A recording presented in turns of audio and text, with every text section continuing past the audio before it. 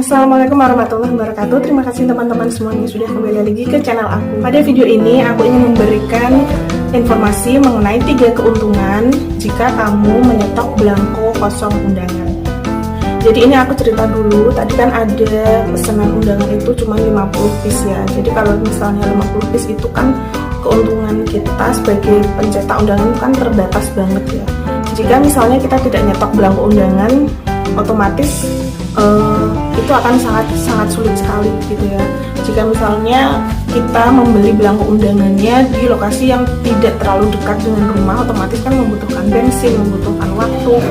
Dan kalaupun kita mau beli online, itu pun juga biasanya ada pembelian minimal ya. Kalau di toko online itu kan memang tidak semuanya menjual secara ecer, dan bahkan aku belum pernah menemukan toko online yang menjual belangko undangan ecer ya, misalnya 50 ataupun 25 itu. Jadi minimal pembelian biasanya adalah 100 piece. Nah, apakah kita akan menerima pesanan jika pesanannya itu cuma 50 piece ya? Dan di sini di video ini aku ingin memberikan beberapa ataupun lebih tepatnya 3 keuntungannya jika kita nyetok belangko undangan. Jadi keuntungan yang pertama adalah kita bisa memproses dengan cepat banget pesanan, dan kita juga bisa menerima pesanan tanpa minimal order ya. Kalau misalnya tadi kan cuma 50 piece, misalnya kita tidak nyetok belangko undangan, tentu saja aku nggak akan berani menerima pesanan yang cuma 50 piece, karena kalau dipikir-pikir dari biaya akomodasi, misalnya kita mau ke tempat ataupun ke toko penjual belangko, itu aku nggak dihitung-hitung nggak masuk gitu ya. Apalagi kalau misalnya menunggu di toko online. Kalau misalnya kita pesen di toko online, itu pun juga menurut aku nggak masuk, karena kan memang pesannya cuma 50, tapi biasanya kalau di toko online itu minimal order kita adalah 100 piece.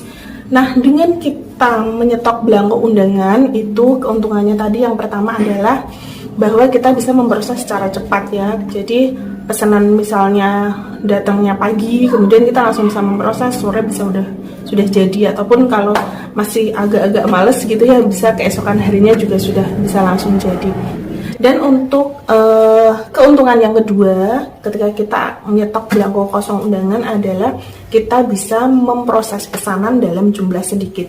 Tadi misalnya seperti yang aku contohkan ya, hari ini kan aku memang ada order undangan itu cuma 50 piece. Jadi kalau misalnya kita sudah nyetok belangko kosong undangan, itu kita bisa menerima pesanan dalam jumlah sedikit ya gitu ya. Jadi nggak harus 100 piece ataupun nggak harus minimal 200 piece. Dan keuntungan yang ketiga adalah kita bisa hemat biaya akomodasi. Seperti yang sudah aku informasikan tadi, bahwa jarak antara rumah aku dengan toko yang menjual belangko undangan itu kan memang agak jauh ya, kurang lebih 1 jam kalau naik kendaraan motor gitu.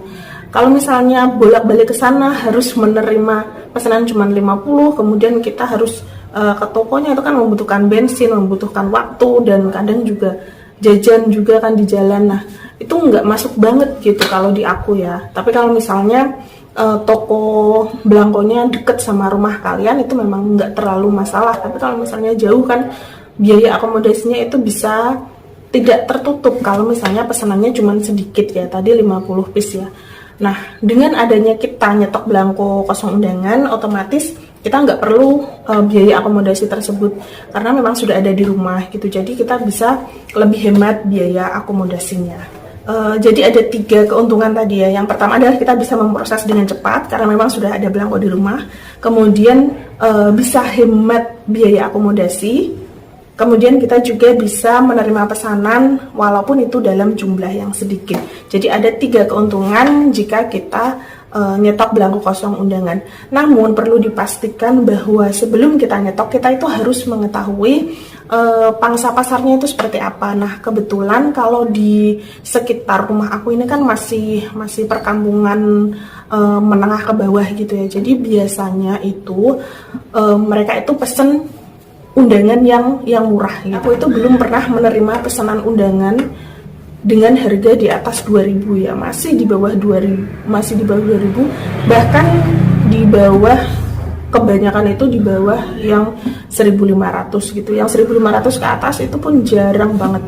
Jadi karena memang mayoritas ingin dengan harga yang murah, jadinya aku berani nyetok belangko kosong undangan, tapi aku pastikan dengan harga yang murah ya, karena memang aku sudah mengetahui pangsa pasarnya seperti apa gitu. Jadi kalau misalnya kamu ingin nyetok belangko kosong undangan juga, boleh-boleh saja, tapi pastikan dulu pangsa pasarnya seperti apa. Kalau misalnya lebih umum ya, kalau di tempat aku tadi ya, mereka memilih yang murah itu kan secara umum seperti itu ya, mudah untuk dimengerti.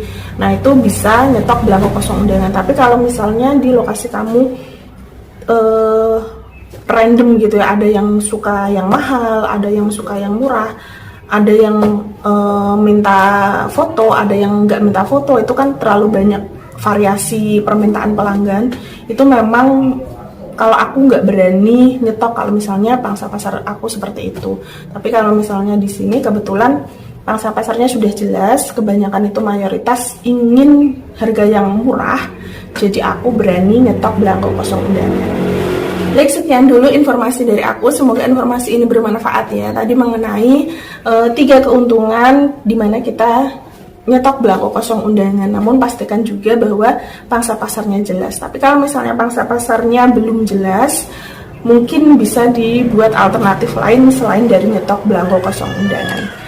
Oke teman-teman, terima kasih sebelumnya sudah menyaksikan video ini, and see you on the next video. Wassalamualaikum warahmatullahi wabarakatuh.